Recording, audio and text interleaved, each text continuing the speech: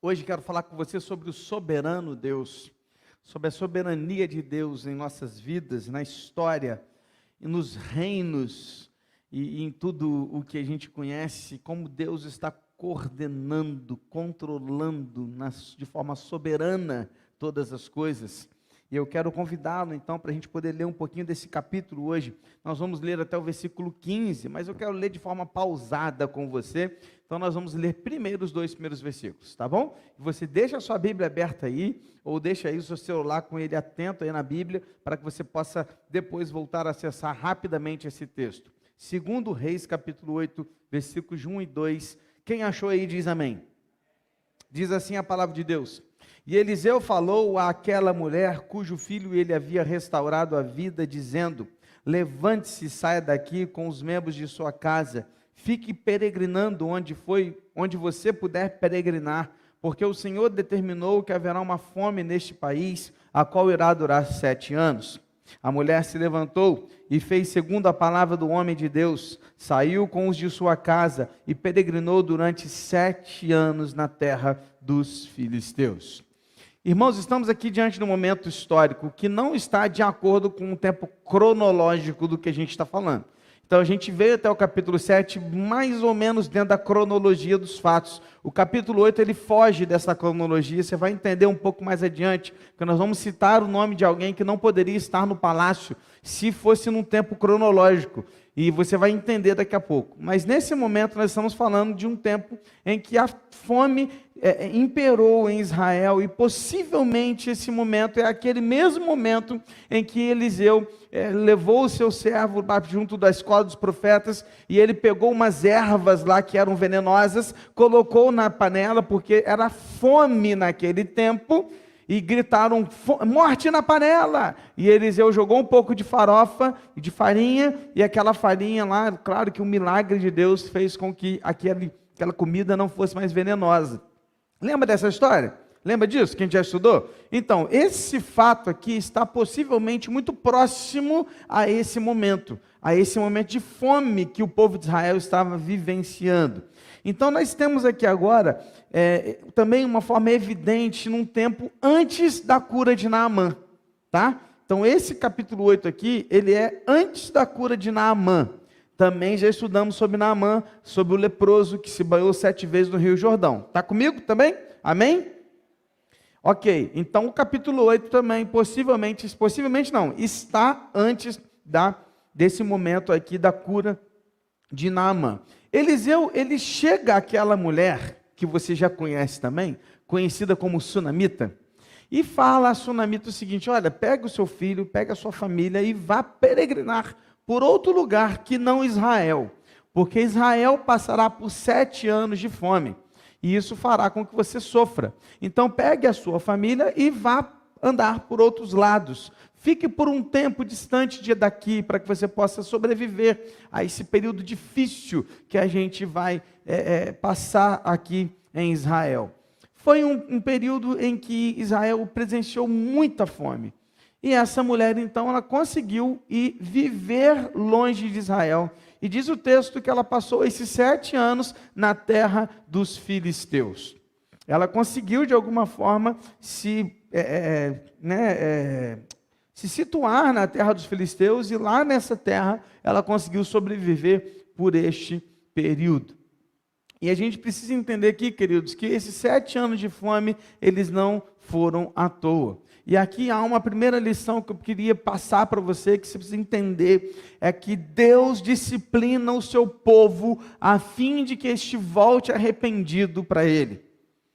Há um objetivo aqui, há um propósito aqui. Deus não simplesmente fala assim: vou olhar para o meu povo, agora vou dar fome para eles. Não, aquela época, aquele período de fome tinha um propósito. Qual era o propósito? Era o povo de Deus, que virou as costas para Deus e que estava vivendo de forma incorreta, impiedosa, de forma incrédula, idólatra, e isso estava fazendo com que o povo estivesse abandonando o Senhor Deus. E aí o que Deus faz? Ele dá um período de fome para aquele povo, para que eles pudessem de alguma forma olhar para a situação toda e falar assim: Deus, tem misericórdia de nós. Estamos arrependidos, Senhor, não queremos continuar vivendo assim, queremos mudar de vida. Sabe, queridos, a grande questão é que esse povo era tão incrédulo, que sequer um período de 7 anos de fome foi suficiente para que se voltassem para Deus arrependidos. Porque tem gente que prefere continuar sofrendo a se voltar para Deus arrependido, pedindo perdão, reconhecendo seus erros e recomeçando a sua história. Deus nos dá oportunidades. A gente tem visto aqui tantas e tantas vezes Deus dando oportunidades. E Deus deu mais uma oportunidade para o seu povo. Deus olhou para o seu povo e falou assim: olha, eu vou dar 7 anos de fome, vou castigá-los a fim de que vocês se lembrem que eu sou Deus, soberano nas suas vidas. É como que um pai disciplinando o seu filho. Sabe quando você, pai, precisa pegar o seu filho e colocá-lo de castigo para que ele aprenda uma lição? Assim é o nosso Deus, em muitos momentos nos colocando de castigo para que aprendamos a lição. A pergunta é: você está aprendendo? A pergunta é: você está aprendendo a lição? Você está reconhecendo que você precisa mudar? Você está entendendo que é necessário um arrependimento, uma mudança, uma transformação? Ou você vai continuar olhando para os outros, achando que todo mundo precisa de mudar, menos você? Enquanto que Deus está olhando para você e falando assim: filho, muda. É importante a gente entender isso nessa história, nesse momento, porque Deus disciplina o seu povo, a fim de que a gente se volte arrependido. Amém, irmãos? Versículos 3 a 6, o texto continua dizendo assim: ao final dos 7 anos, a mulher voltou da terra dos filisteus e foi falar com o rei, para reclamar a sua casa e as suas terras. O rei estava falando com Geazi. Lembra dele? O rei estava falando com Geazi, o servo do homem de Deus, dizendo: conte-me todas as grandes obras que Eliseu tem feito. E ele estava contando ao rei como Eliseu havia restaurado a vida um morto. Quando a mulher cujo filho lhe havia restaurado a vida chegou para reclamar a sua casa e as suas terras. Então Geazi disse: ó, meu senhor, esta é a mulher, este é o filho dela, a quem Eliseu restaurou a vida. O rei interrogou a mulher e ela lhe contou tudo. Então o rei colocou um oficial à sua disposição e lhe deu a seguinte ordem: faça com que lhe seja restituído tudo que era dela, inclusive todas as rendas do campo, desde o dia em que deixou a terra até agora. Percebe por que a gente está falando de um tempo cronológico antes de Naamã? Quem estava junto com o rei? Geazi, exatamente. Geazi, o que havia acontecido com ele depois de Naamã? Ele ficou leproso. Poderia um leproso estar na presença do rei? Não, não. Um leproso vivia à margem da sociedade, um leproso vivia separado, isolado. Então aqui nos mostra, nos aponta que esse era um tempo em que, antes de Naamã ter sido curado, e Geazi ter recebido a lepra de Naamã. Porque Geazi estava na presença do rei. Então aqui a gente percebe, queridos, claramente que o tempo cronológico aqui da história realmente está fora. O capítulo 8 poderia ter sido colocado aqui antes, mas até o autor dos reis não tinha essa preocupação de colocar exatamente na cronologia correta, ok? Então não há um erro aqui, não é um erro na Bíblia. É um erro, pastor? Não, não é erro. É o próprio Deus conduzindo a história escrita de uma forma que isso ficasse aqui, propositalmente. Havia um propósito aqui. E aí, queridos, o que acontece é que, quando Geazi estava com o rei, talvez num momento tranquilo, né, de conversa, e o rei ali no seu trono, ouvindo as histórias de Geazi, Geazi contava para o rei as histórias de Eliseu. Falava: Eliseu fez isso, Eliseu fez aquilo, olha, Deus fez isso através daquele homem. E de repente ele começou a contar a história da mulher, que não tinha filhos, e Deus deu um filho para ela, e com pouca idade aquele filho morreu, e ela foi até ele, e Eliseu ressuscitou aquele menino rei. Na hora que ele fala assim, Eliseu ressuscitou o menino, quem entra na porta? A própria, a sunamita. Ela abre as portas, claro que é autorizada pelos oficiais do rei. Ela entra à sala do trono. Pastor, mas por que isso estava acontecendo? Então vamos lá. Por 7 anos aquela mulher ficou longe de casa, ok? Mas aquela mulher tinha terras. Tanto tinha terras que a gente viu já na história dela que ela era uma mulher abastada. Ela tinha dinheiro. Então ela tinha terras, boas terras. Quando ela sai de casa e passa 7 anos longe de casa, quando ela volta, ela encontra o quê? Uma invasão. Invadiram a terra dela. Invadiram a terra dela e se apossaram da terra dela. E aí ela voltou para casa e falou assim, opa, minha casa está invadida. Quem que resolve isso? O rei. Quem tinha autoridade para resolver isso era o rei. Então lembra também com Salomão, que aquela mulher que queria matar o filho da outra, cortar no meio, lembra lá? Foram a quem? Foram ao rei. O rei resolvia essas questões. Então ela vai até o rei.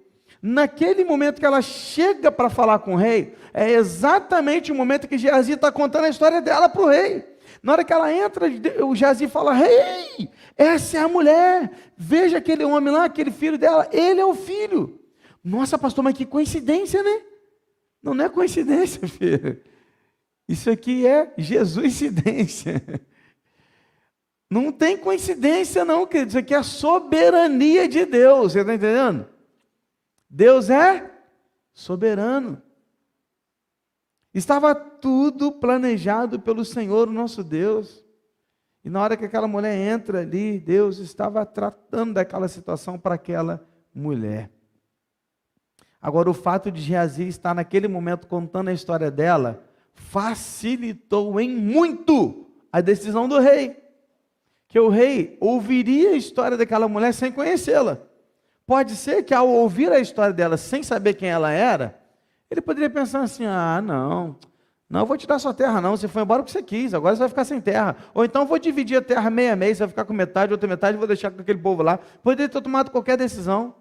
Mas na hora que aquela mulher entra e toda a história vem à tona, isso facilita a decisão do rei em falar, olha, tudo será restituído a você. Vou mandar um oficial lá com você, ele vai restituir toda a sua terra. E mais, eles vão pagar para você toda a produção que houve nesse período de 7 anos. Então, se eles plantaram e colheram e venderam daquela colheita, eles vão te dar o lucro que foi feito o trabalho de 7 anos lá na sua terra. É seu. A sua parte vai ser sua. Você vai receber o que lhe é devido. Sabe o que é isso aqui, queridos? A lição que se aprende aqui? Que nada é por acaso. Como disse Albert Einstein, Deus não é jogador de dados. Deus não joga dados. Nada é por acaso. Sabe, querido, às vezes você não entende algumas coisas que acontecem na sua vida, assim como eu não entendo. Porque vamos voltar e olhar a história agora como um todo? Porque olhando como um todo é fácil de entender. Porque você pensa, aquela mulher, ela não tinha filhos, mas ela abençoou a vida de um profeta, e por abençoar a vida do profeta, aquele profeta orou e ela teve filhos. Ou filho. Aquele menino morre. Ela vai ao profeta, e o profeta o ressuscita. Ou melhor, Deus o ressuscita através do profeta. Agora você pensa, querido, você acha que aquela mulher gostaria de ter perdido o filho dela? Naquela situação? Você acha que ela precisava de ter passado aquela situação? Você acha que ela gostaria? Não. Não, querido. Mas tudo isso que estava acontecendo aqui, ela sem entender nada, foi necessário para que quando chegasse aqui na vida dela, junto do rei, as coisas fossem resolvidas facilmente. Deus usou parte dessa história para resolver parte da outra história. Porque Deus não faz nada por acaso. Às vezes você não está entendendo o que aconteceu aqui na sua vida, mas Deus permitiu que isso aqui acontecesse na sua vida, para que aqui as coisas fossem resolvidas de outra forma.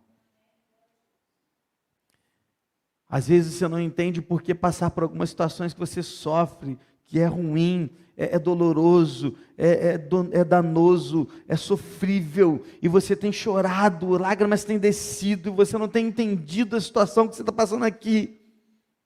Mas tudo isso que está acontecendo aqui, queridos, é Deus agindo de uma forma para que aqui as coisas sejam resolvidas, explicadas, reveladas, aplicadas para a glória do nome dele. Sabe o que eu aprendo? Que eu preciso murmurar menos. Que eu preciso reclamar menos. Porque a gente murmura demais. A gente reclama demais. Eu preciso aprender que eu preciso parar de murmurar. Porque se Deus está me permitindo passar por um momento difícil aqui, é porque Ele tem um propósito na minha vida.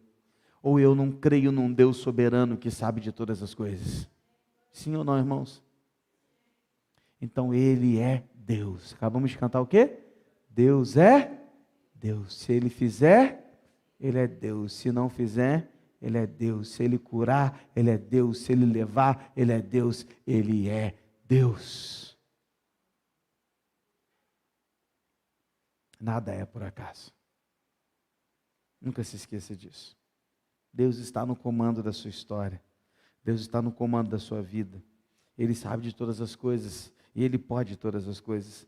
Ele está presente em todo o tempo. Ele executa o que Ele quer. Ele é longânimo com pecadores, mas também julga aqueles que o desobedecem.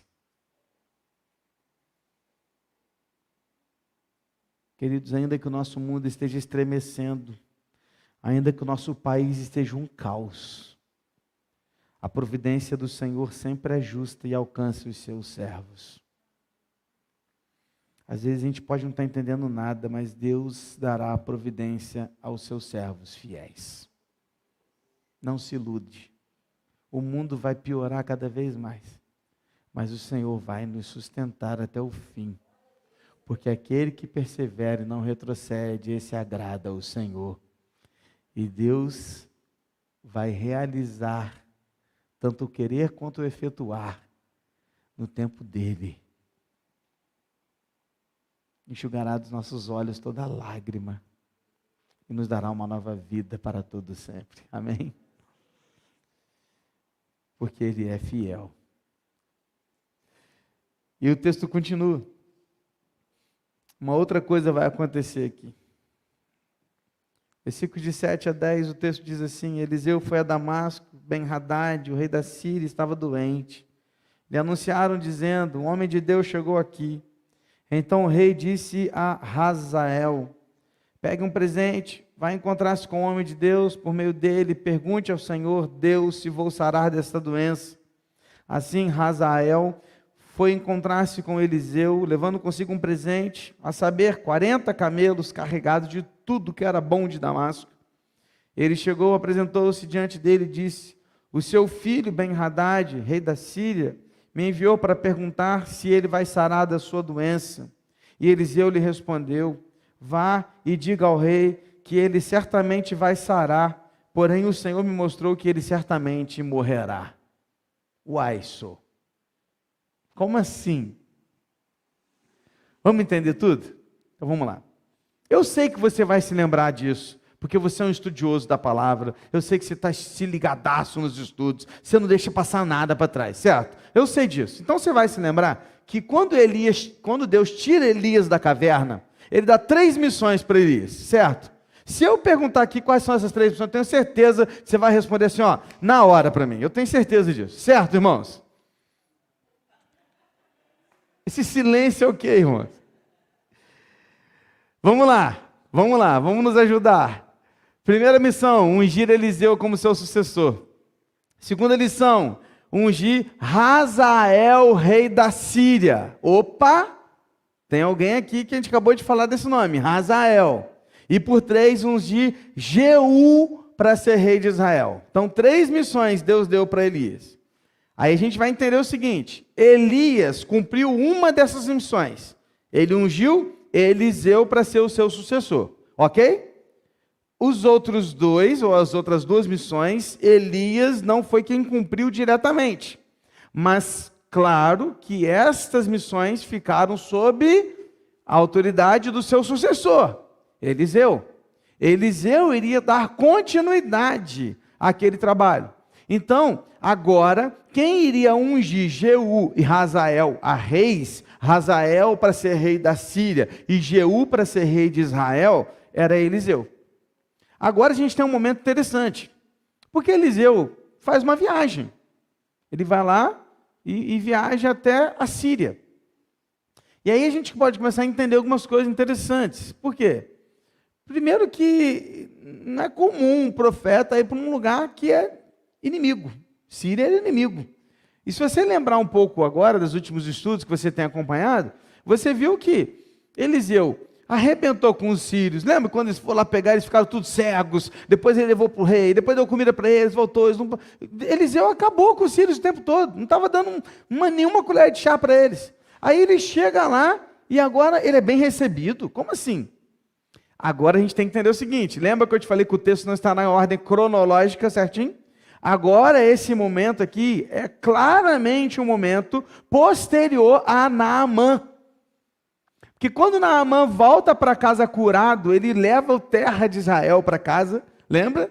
E ele vai passar a adorar Israel, o Deus de Israel lá na Síria. E é claramente, e é visível que Naamã testemunhou de Deus lá na sua terra. Quando o profeta chega lá, o rei da Síria, que ainda é Ben-Hadad, ele olha para Eliseu e fala, opa, eu sei quem é esse cara. Eu sei quem é ele, eu conheço ele, Naamã me falou dele. Eu sei quem é esse homem. O que ele pensa? Ele estava doente, enfermo, de cama, ele chama o oficial dele, um dos seus oficiais de confiança, Hazael, e fala, pega homem, esse presente, leva até Eliseu e pergunta para ele se eu vou sarar. Quero saber se eu vou ser curado dessa doença. Aí Hazael pega lá, né, os camelos, cheio de presente e tudo, vai até Eliseu. Chega até Eliseu, né, e é claro que Eliseu não aceita os presentes, como não havia aceitado das últimas vezes. E a pergunta que não quer calar é, o rei vai sarar ou não vai sarar da doença? A resposta é um tanto quanto ambígua.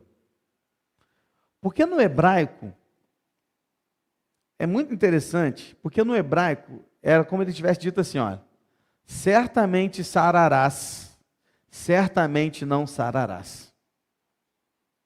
Ele deu duas respostas. A resposta primeira é, ele vai sarar.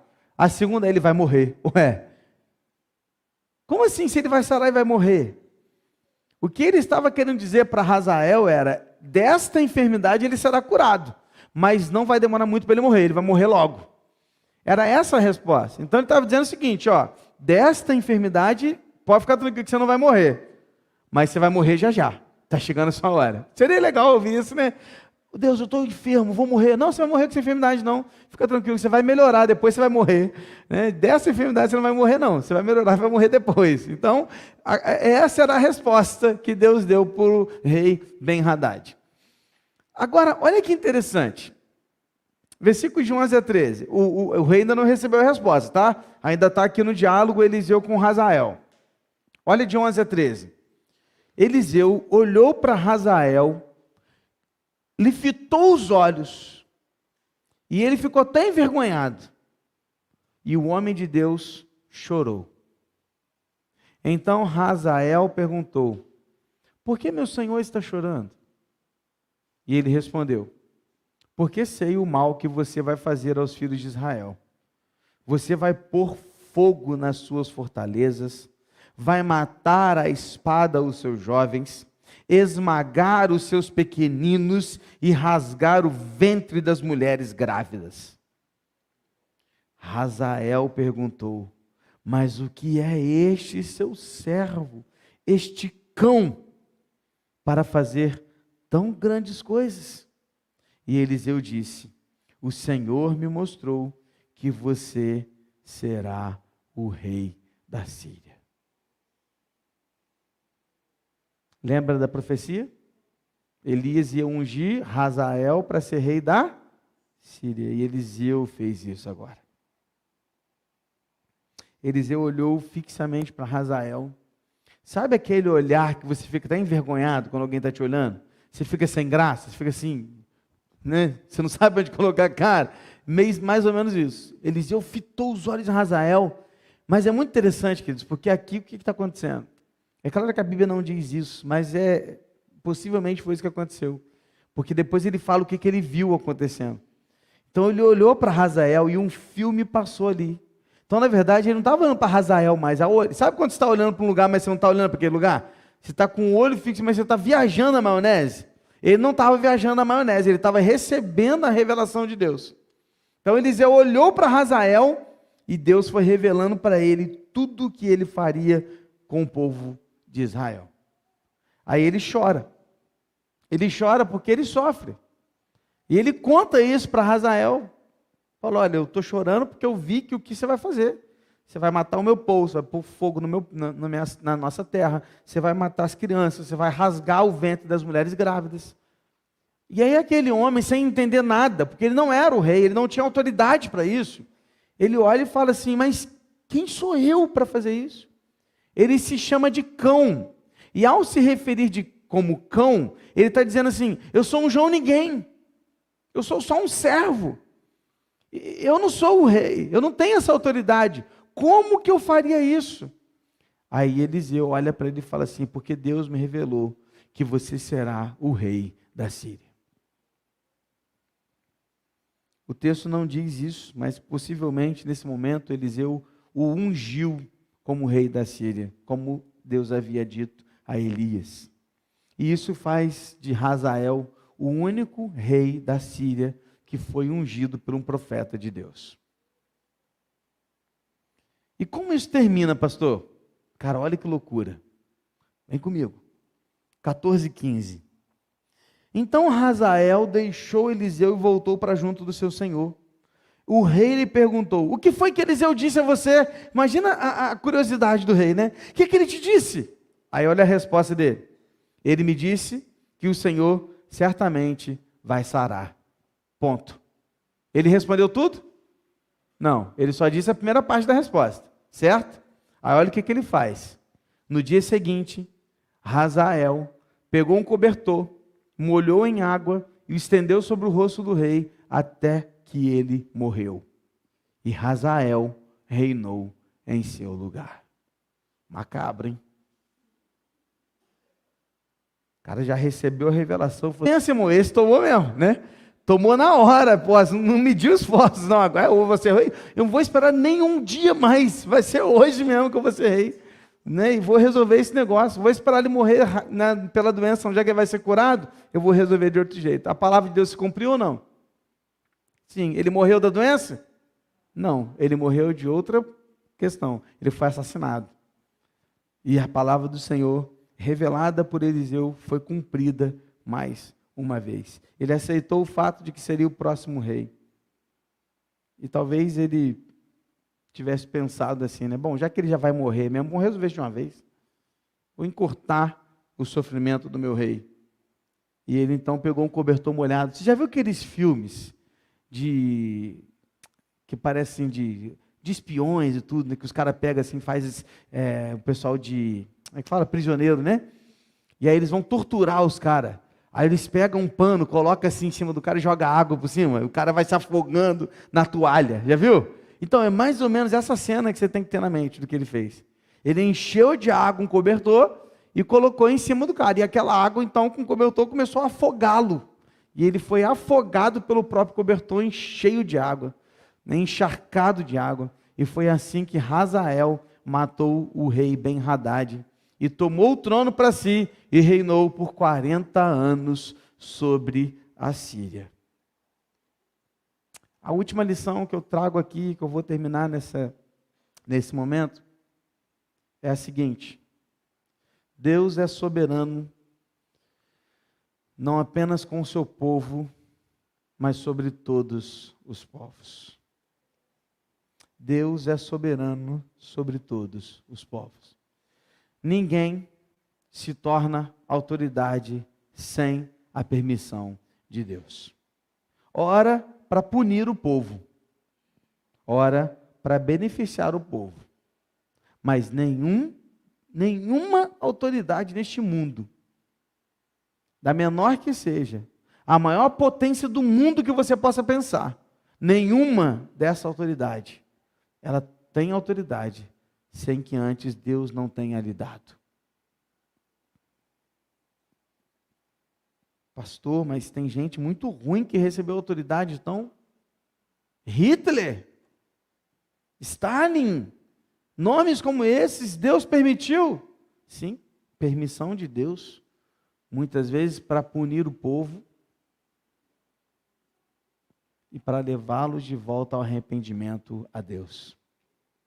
Então não se assuste quando líderes ruins assumem nações. Muitas vezes a gente pensa, poxa Deus, por que você deixou? Deus deixou para punir o povo iníquo, incrédulo, para sofrer, para talvez se voltar para Ele, se arrependendo dos seus pecados.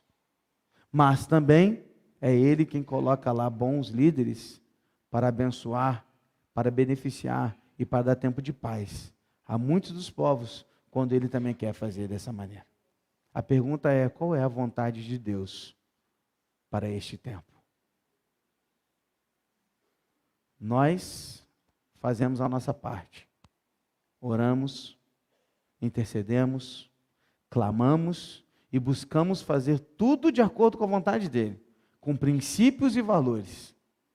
O que vai ser depois é permissão de Deus. Por isso, querido, é tempo de clamar. É tempo de orar, porque Deus é soberano, e Ele sempre será soberano sobre todos os povos, reis e autoridades, porque Ele é o Senhor, e tudo será conduzido para a consumação das suas profecias, vislumbrando a sua glória.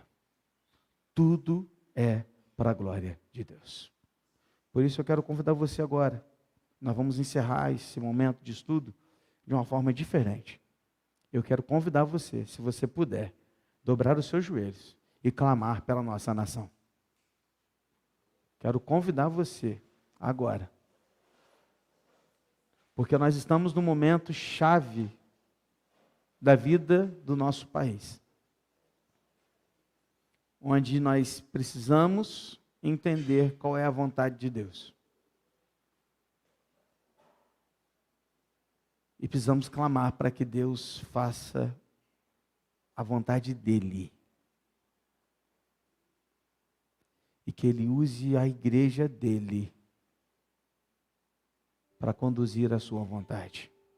Feche seus olhos, querido. Olhe para o nosso país. Olhe pela nossa nação. Olhe por esse momento caótico que vivemos. Esse caos que está implantado no país, onde até censura já está acontecendo. Ore, ore, clame, interceda.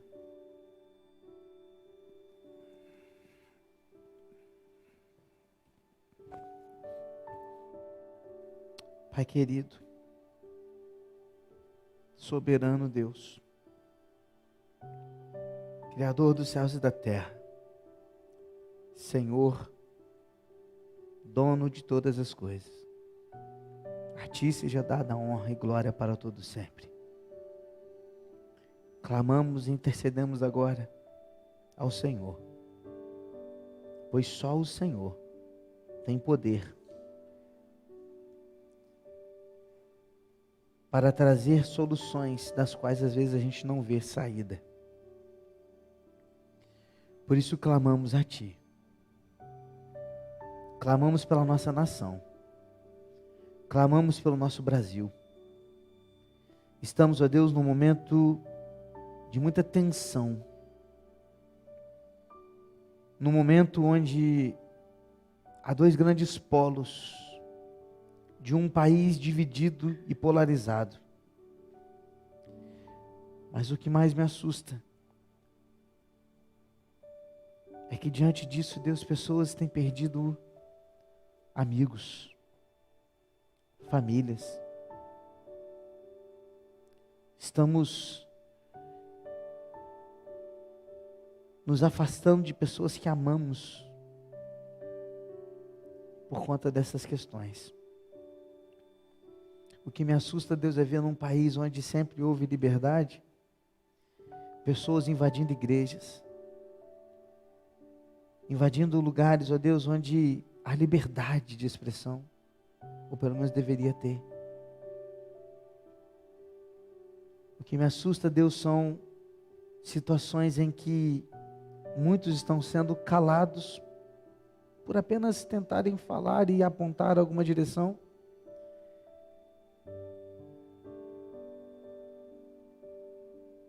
E o que eu te peço, Deus, é que o Senhor tenha misericórdia do nosso país. Que o Senhor tenha misericórdia do nosso povo. E eu não estou aqui, Senhor, pedindo nem por um lado ou por o outro. Eu estou pedindo pelo nosso povo. Estou pedindo pelo nosso país. Estou pedindo pela nossa nação. Colocando diante do Senhor, Deus, as nossas vidas, a tua igreja, o teu povo. Porque eu sei e eu não tenho dúvidas de que o Senhor é soberano e de que nada escapa das tuas mãos. E o que eu não tenho dúvidas é que o Senhor não faz nada e não permite nada por acaso. Porque o Senhor não joga dados.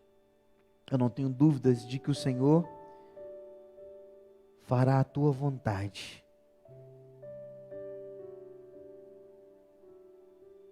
E a permissão do Senhor virá sobre esse povo, seja por um lado ou por outro. O que eu sei é que o Senhor fará a tua vontade. Por isso, Deus, prepara a tua igreja para todo tempo, para toda e qualquer situação.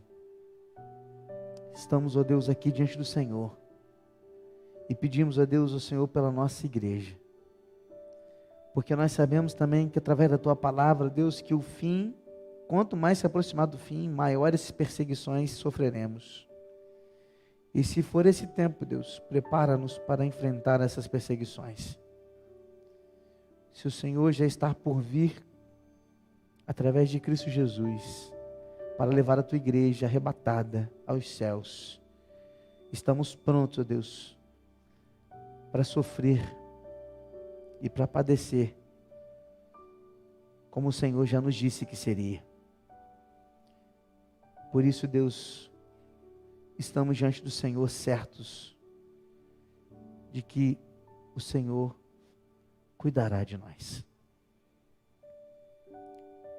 E nós não vamos desistir, e nós não vamos retroceder, não vamos nos calar, vamos continuar pregando o teu evangelho, custe o que custar. Faremos isso para a glória do teu nome, porque o Senhor não se agrada daqueles que retrocedem, mas daqueles que persistem, perseveram até o fim. E esta é a tua igreja, a igreja verdadeira do Senhor Jesus. Obrigado por isso. Conduza-nos nesse tempo, faça a tua vontade, em nome de Jesus. Amém, Senhor.